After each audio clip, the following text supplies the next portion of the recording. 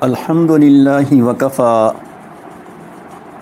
وسلام علی عبادہ الذین اصطفى اما بعد اعوذ باللہ من الشیطان الرجیم بسم اللہ الرحمن الرحیم شہر رمضان الذی انزل فیہ القرآن صدق اللہ العظیم سبحان ربک رب العزت عما یصفون وسلام علی المرسلین والحمد للہ رب العالمین اللہم صلی علی سیدنا محمد وعلی آل سیدنا محمد وبارک وسلم اللہم صلی علی سیدنا محمد وعلی آل سیدنا محمد وبارک وسلم اللہم صلی علی سیدنا محمد وعلی آل سیدنا محمد وبارک وسلم۔ رمضان کریم اور قرآن شریف، ان دونوں میں نہایت ہی اہم مناسبت ہے۔ رمضان کا ہر لمحہ رحمت الہی کا مظہر ہے۔ قرآن کریم کا ہر حرف رحمت الہی کا مظہر ہے۔ ماہ رمضان کو ذات باری سے خاص تعلق ہے۔ قرآن کریم کے ہر حرف کو ذات باری سے خاص تعلق ہے۔ ماہ رمضان بروز قیامت گنہگاروں کے لیے شفاعت کرے گا۔ قرآن کریم بھی ایمان والوں کے لیے شفاعت کرے گا۔ قرآن کریم پر ایک نگاہ ڈالیں تو قرآن کی نسبت رب کائنات سے ہے۔ قرآن کی نسبت لوح محفوظ سے ہے۔ قرآن کی نسبت آسمانی دنیا سے ہے۔ قرآن کی نسبت لیلۃ القدر سے ہے۔ قرآن کی نسبت سید الملک سے ہے۔ قرآن کریم کی نسبت سید الرسل سے ہے۔ قرآن کی نسبت خیر الزمان سے ہے۔ قرآن کی نسبت خیر الشہور سے ہے۔ قرآن کی نسبت خیر المعلم سے ہے، اور قرآن کی نسبت خیر الامم امت محمدیہ صلی اللہ علیہ وسلم سے ہے۔ جس قرآن کریم کی نسبت اس قدر بلند ہو، اس قرآن کریم کے مضمون پہ ایک نگاہ ڈالیں، قرآن کریم کی صورتوں پہ ایک نگاہ ڈالیں تو نظر آتا ہے کہ قرآن کریم کی سب سے پہلی آیت بسملہ بسم اللہ الرحمن الرحیم، یہ دیباچہ قرآن ہے، خلاصہ قرآن ہے۔ سورہ فاتحہ ام الکتاب ہے۔ سورہ بقرہ عرش القرآن ہے۔ آیت الکرسی حب القرآن ہے۔ سورہ یوسف تاج القرآن ہے۔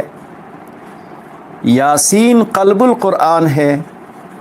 رحمان عروس القرآن ہے، اور سورہ ملک سراج القرآن ہے۔ قرآن کریم کی صورتوں پہ ایک نگاہ ڈالیں گے، یہ چیزیں آپ کو نظر آئیں گی، اور قرآن کریم کی آیات پہ ایک نگاہ ڈالیں گے تو قرآن کریم کی ہر آیت کمالات خداوندی کو بتلاتی ہیں۔ قرآن کی ہر آیت اللہ کے کسی نہ کسی کمال اور اللہ کی کسی نہ کسی صفت کا مظہر ہے۔ قرآن کریم کی ہر حرف پر، قرآن کریم کے ہر حرف اور آیت پہ ایک نگاہ ڈالیں تو ہر حرف اور ہر آیت نور الہی کا مظہر ہے۔ قرآن کریم کی ہر حرف اور ہر آیت پہ نگاہ ڈالیں تو رحمت الہی کا مظہر ہے۔ اسی بنا پر تلاوت کرنے والا اگر قرآن کریم کی تلاوت نور الہی کی نیت سے کرے، رحمت الہی کی نیت سے کرے، اللہ کی کمالات کے حاصل ہونے کی نیت سے کرے، تو اللہ رب العزت کی طرف سے یہ چیزیں تلاوت کرنے والے کو حاصل ہوتی ہیں۔ اس کے قلب پہ نور کی برسات ہوتی ہے، رحمتوں کی برسات ہوتی ہے، اللہ کے وہ صفات جو بندوں کے لائق ہیں وہ صفات اس میں منتقل ہوتے ہیں۔ اسی بنا پر قرآن کریم سے محبت رکھنے والی اس امت نے ہر دور میں قرآن کریم کی تلاوت بے پناہ کی ہے۔ یہی وجہ ہے کہ پوری دنیا میں، پوری کائنات، پوری دنیا میں یہی ایک ایسی کتاب الہی ہے جو 24 گھنٹے میں ہر لمحہ دنیا کے کسی نہ کسی گوشے میں پڑھی جاتی ہے، پڑھائی جاتی ہے۔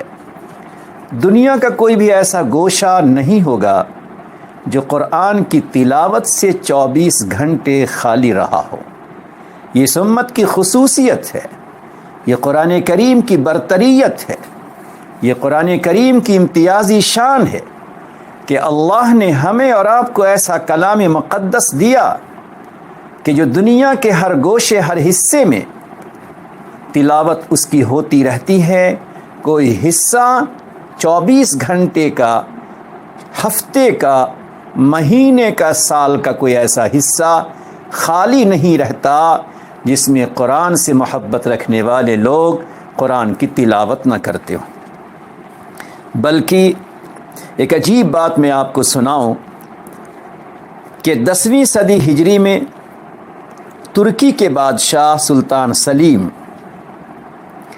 جب سلطان سلیم بادشاہ بنے اور مصر میں بھی ان کی حکومت رہی، تو نبی اکرم صلی اللہ علیہ وسلم کے کچھ تبرکات، نبی اکرم صلی اللہ علیہ وسلم کی ذات گرامی سے مناسبت نسبت رکھنے والی بعض چیزیں مصر کے میوزیم میں موجود تھیں۔ سلطان سلیم مصر کے میوزیم سے اسے ترکی استنبول لے آئے۔ ایک نہایت ہی خوشنما، خوبصورت ایک مکان، ایک ہال بنایا۔ اس میں نبی اکرم صلی اللہ علیہ وسلم کے تبرکات بڑی عظمت، عقیدت و محبت کے ساتھ رکھا۔ پھر اس کے بعد اس نے یہ طے کیا کہ اس کمرے میں، اس ہال میں، اس میوزیم میں، جس میں تبرکات نبوی، نبی اکرم صلی اللہ علیہ وسلم کی ذات گرامی سے، آپ کے جسد اطہر سے، آپ کے دست مبارک سے نسبت و تعلق رکھنے والی برکت کی جو چیزیں ہیں، ان چیزوں کو جہاں رکھا گیا وہاں ہر دم قرآن کی تلاوت ہوتی رہے۔ اس ہال میں ہر دم، اس مکان میں ہر دم قرآن کریم کی تلاوت کی آواز آتی رہے، تلاوت قرآنی پر رحمت کی برسات اس کمرے میں ہر دم ہوتی رہے۔ جس کمرے میں، جس ہال میں نبی اکرم صلی اللہ علیہ وسلم کی برکات موجود ہیں، اندازہ لگائیں ان کی عقیدت کا، اندازہ لگائیں ان کی محبتوں کا کہ ایک طرف قرآن سے ربط و تعلق کتنا زیادہ اور ایک طرف ذات نبوت سے نسبت رکھنے والی چیزوں سے عقیدت و عظمت کس قدر زیادہ۔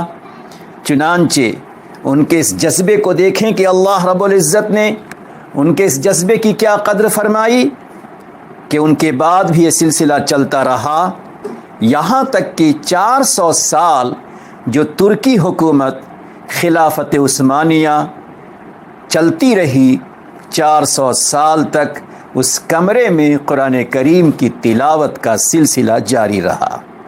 گویا اس امت نے تلاوت قرآن کے حق کو پیش نظر رکھا، نبی اکرم صلی اللہ علیہ وسلم کی ذات گرامی سے تعلق رکھنے والی چیزیں، کپڑے ہوں، کچھ اور ہوں، کنگھی وغیرہ ہوں، ان سے ان کی عظمت کا یہ اندازہ آپ لگا سکتے ہیں۔ 400 سال تک کوئی لمحہ ایسا نہیں گزرا، چاہے صبح ہو یا شام، دوپہر ہو یا رات، ہر دم حافظوں کی ایک جماعت طے تھی جو اپنے اپنے وقت پہ پہنچ کر وہاں قرآن کریم کی تلاوت کرتی تھی۔ میں آج کی اس گفتگو میں عرض کرنا چاہتا ہوں کہ ایک طرف رمضان کا مبارک مہینہ عظمتوں کے ساتھ آیا، روزے کی توفیق اللہ نے عطا فرمائی، قرآن کریم کو سننے کی توفیق اللہ نے تراویح میں ہمیں آپ کو عطا فرمائی ہے۔ لہٰذا ضرورت ہے اس بات کی کہ خاص طور پر اس رمضان میں ہم قرآن سے اپنی عظمت کو بڑھائیں، عقیدت و عظمت کے ساتھ قرآن کی تلاوت کو بڑھائیں۔ نبی اکرم صلی اللہ علیہ وسلم کی ذات سے تعلق رکھنے والی چیزیں، ان کی عظمت کا حال آپ نے سنا، تو ہمیں تو نبی علیہ الصلوۃ والسلام کی ذات گرامی سے اپنا تعلق، اپنی عقیدت، اپنی محبت، اپنا عشق، اپنا ربط و تعلق اور بڑھانا چاہیے۔ میں خاص طور پہ عرض کرنا چاہتا ہوں کہ رمضان کا مبارک مہینہ ایک ایسے ماحول میں آیا جب کہ رمضان سے پہلے ہمارے ملک کا ماحول دلخراش ہو چکا تھا۔ ہمارے ملک میں کچھ دلخراش، دلوں کو زخمی کرنے والی باتیں، دلوں کو ٹھیس پہنچانے والی چیزیں، ہماری عقیدت اور ہمارے جذبات کو ٹھیس پہنچانے والی چیزیں رمضان سے پہلے گردش کر رہی تھیں اور ابھی بھی گردش کر رہی ہیں۔ دین و اسلام، دین شریعت سے بغض و عناد رکھنے والے ہر دور میں رہے۔ اس دور میں بھی کسی نے قرآن کریم کی عظمت کو تاتار کرنا چاہا، قرآن کریم کی عظمت کے ساتھ کھلواڑ کرنا چاہا، اور کسی نے نبی اکرم صلی اللہ علیہ وسلم کی ذات گرامی پر گستاخانہ کلمات ایسے کہے کہ ہر مومن کا دل زخمی ہے، ہر مومن کے دل میں خراش ہے، ہر مومن کے دل میں عقیدت و جذبات کو ٹھیس پہنچتے ہیں۔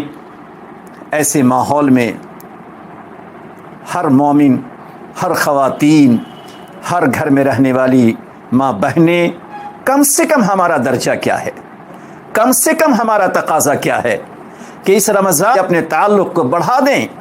اے دشمنان اسلام، ہماری نسبت کو چھیننا چاہتے ہو، ہم اپنے قرآن کے تعلق کو بڑھاتے ہیں۔ تم قرآن کریم پر شکوک و شبہات پیدا کرتے ہو، ہم قرآن کریم کی سچائی، اس کی صداقت کو مانتے ہوئے اس کی تلاوت کی مقدار کو ہم بڑھاتے ہیں۔ لہٰذا رب کریم کے سامنے ہم قرآن کریم کو عظمتوں سے لیں، رب کریم کے سامنے قرآن کریم کو محبت و عقیدت کے ہاتھوں سے لیں، اور عظمت کی نگاہوں سے قرآن کریم کی آیتوں کو دیکھیں، اور نہایت ہی محبت کے ساتھ اپنی زبان سے قرآن کی تلاوت کریں۔ رب کریم ہم سے کچھ نہیں ہو سکتا، ہم کچھ اگر نہیں کر سکتے تو کم سے کم عقیدت و عظمت اور محبت کے ساتھ تیرے کلام کی تلاوت پہلے کے مقابلے میں ہم زیادہ کرتے ہیں۔ اللہ اللہ، یہ آخری درجہ ہے، کم سے کم ہم قرآن سے عظمت، عقیدت، محبت کو بڑھائیں۔ اسی طرح نبی اکرم صلی اللہ علیہ وسلم کی ذات گرامی سے بڑھ کر اور کسی کی ذات نہیں ہو سکتی۔ پروردگار کے بعد، رب کائنات کے بعد اگر کسی کی عظمت ہے، کسی کی فوقیت ہے، کسی میں امتیازی شان ہے، کسی کا تقدس اگر ہے، اللہ اللہ، تو پروردگار کے بعد نبی اکرم صلی اللہ علیہ وسلم کی ذات گرامی ہے۔ حضرت آدم علیہ السلام سے لے کر قیامت تک آنے والے تمام انسانوں میں انسانیت کے اعتبار سے، خصوصیات کے اعتبار سے، امتیازات کے اعتبار سے، فضائل کے اعتبار سے، مناقب کے اعتبار سے، اخلاقیات کے اعتبار سے، جس جہت سے دیکھا جائے آپ سے بڑھ کر کوئی انسان نہیں ہو سکتا۔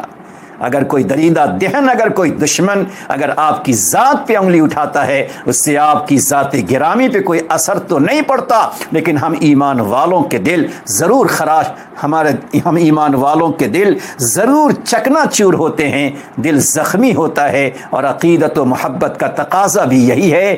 مگر ہم کچھ نہیں کر سکتے تو کم سے کم اتنا تو ہو کہ اے میرے پیارے نبی، اے میرے پیارے آقا، آپ کی عظمت، آپ کا تقدس تو اتنا بلند و بالا ہے، اتنا بلند و بالا ہے، کوئی کتنا ہی بولتا رہے، آپ کی عظمت و تقدس میں کوئی فرق تو نہیں پڑ سکتا، لیکن ہم آپ کے ادنا غلام ہیں، لہٰذا ہماری طرف سے صلاۃ و سلام کا، ہماری طرف سے درود پاک کا نذرانہ زیادہ سے زیادہ آپ قبول فرما لیجئے۔ لہٰذا آج کی اس گفتگو میں یہی پیغام ہم تمام احباب کو دینا چاہتے ہیں کہ ایک طرف اگر کوئی آپ کی ذات گرامی پر حملہ کرتا ہے، قرآن کریم کی عظمت پہ کوئی حملہ کرتا ہے، تو ادنا درجہ ہمارا آپ کا یہ ہے محبت و عظمت کا کہ ہم قرآن سے اپنے تعلق کو بڑھا کر قرآن کی تلاوت ضرور کریں۔ لہٰذا کم سے کم سننے والے تمام احباب سے گزارش ہے اور تمام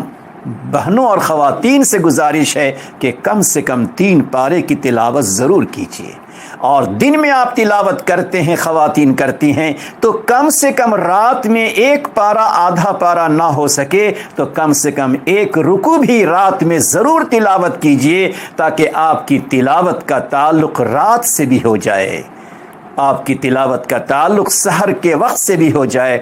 اسی طرح آپ روزانہ کم سے کم، یہ عاجز عرض کرتا ہے، کم سے کم آپ 1000 مرتبہ درود پاک پڑھیں۔ اللہ اللہ، پیارے نبی کا دل خوش ہوگا، آپ کا دل نہایت ہی مسرور ہوگا۔ میرے امت کے لوگ، میرے امت کی خواتین مجھ پر بکثرت درود پاک صلاۃ و سلام کا نذرانہ بھیجتے ہیں اور خواتین بھیجتی ہیں، لہٰذا اس دور کا تقاضا بھی یہی ہے کہ ہم اس عظمت کو بڑھائیں، عقیدت کو بڑھائیں، اور نبی علیہ الصلاۃ والسلام سے اپنے والہانہ ربط و تعلق کو بڑھاتے ہوئے زیادہ سے زیادہ صلاۃ و سلام پڑھیں، زیادہ سے زیادہ درود پاک پڑھیں، چاہے مختصر ہو، مختصر کلمات والے ہوں، مختصر کلمات والے 1000 دفعہ آپ آسانی کے ساتھ پڑھ سکتے ہیں۔ لہٰذا اسی پر ہم اپنی بات کو ختم کرتے ہیں کہ آج ہم موجودہ ماحول کے پیش نظر تلاوت کی مقدار کو بڑھائیں، نبی علیہ الصلاۃ والسلام پہ صلاۃ و سلام کی مقدار کو بڑھائیں، تاکہ ہم خدا کے سامنے کہہ سکیں، میرے اللہ، ہم دشمنوں کا مقابلہ اگر نہیں کر سکتے تھے تو کم سے کم پیارے نبی کی عقیدت و محبت میں صلاۃ و سلام کا نذرانہ تو کم سے کم ہم نے پیش کیا، قرآن کریم کی تلاوت کی مقدار کو تو ہم نے بڑھا دیا۔ امید ہے کہ اللہ تعالی ہمارے ان دعا اعمال کی برکتوں سے، بہت سارے فتنوں سے اللہ اس امت کو محفوظ رکھے گا۔ اللہ تعالی ان دونوں کی برکتیں ہماری زندگی میں عطا کرے گا۔